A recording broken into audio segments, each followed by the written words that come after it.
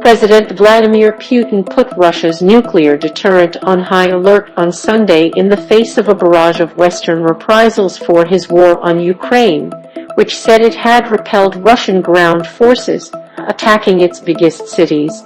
The United States said Putin was escalating the war with dangerous rhetoric, amid signs that the biggest assault on a European state since World War II was not producing rapid victories, but instead generating a far-reaching and concerted Western response. Less than 4 days after it started, the invasion has triggered a Western political, strategic, economic and corporate response unprecedented in its extent and coordination. The Russian ruble plunged nearly 20% to a new record low versus the dollar on Monday in early Asian trade after Western nations on Saturday unveiled harsh sanctions, including blocking some banks from the SWIFT international payments system.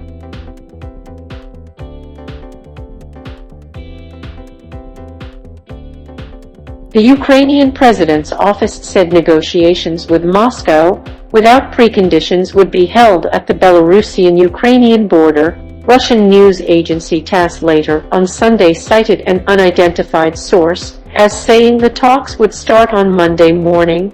As missiles fell on Ukrainian cities, nearly 400,000 civilians, mainly women and children, have fled into neighboring countries.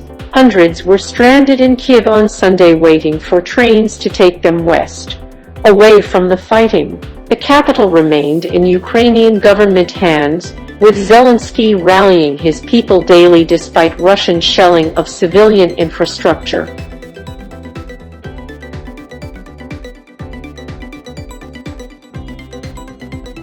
The EU shut all Russian planes out of its airspace, as did Canada, forcing Russian airline Aeroflot to cancel all flights to European destinations until further notice.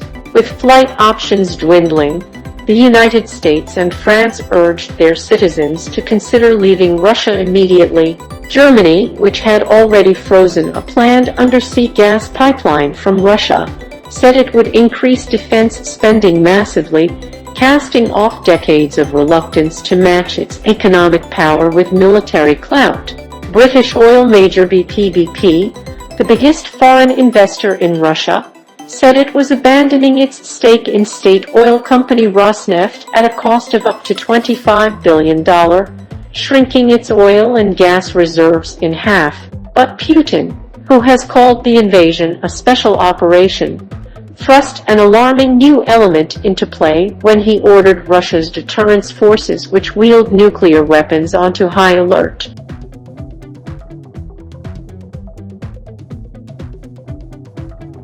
He has justified the invasion by saying neo-Nazis rule Ukraine and threaten Russia's security, a charge Kyiv and Western governments say is baseless propaganda. In the strongest economic sanctions yet, the United States and Europe said on Saturday they would banish big Russian banks from the main global payments system SWIFT and announced other measures to limit Moscow's use of a $630 billion war chest. In New York, the UN Security Council convened a rare emergency meeting of the UN General Assembly, or all the United Nations 193 member states, for Monday. The Ukrainian state news agency said that Russian troops had blown up a natural gas pipeline in Kharkiv, Ukraine's second-largest city, sending a burning cloud into the sky. Soon after, Russian armor rolled into Kharkiv, in northwest Ukraine, and witnesses reported firing and explosions, but city authorities said the attack had been repelled.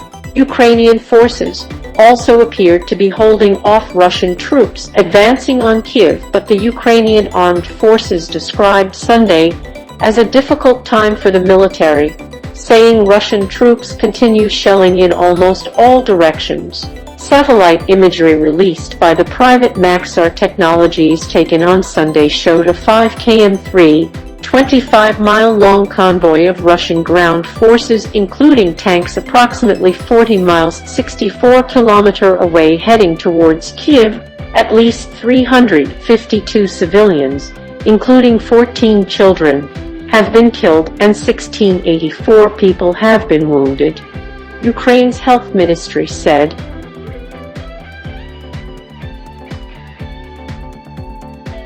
A United Nations agency reported 64 civilian deaths, and a Ukrainian presidential advisor said 4,500 Russian soldiers had been killed.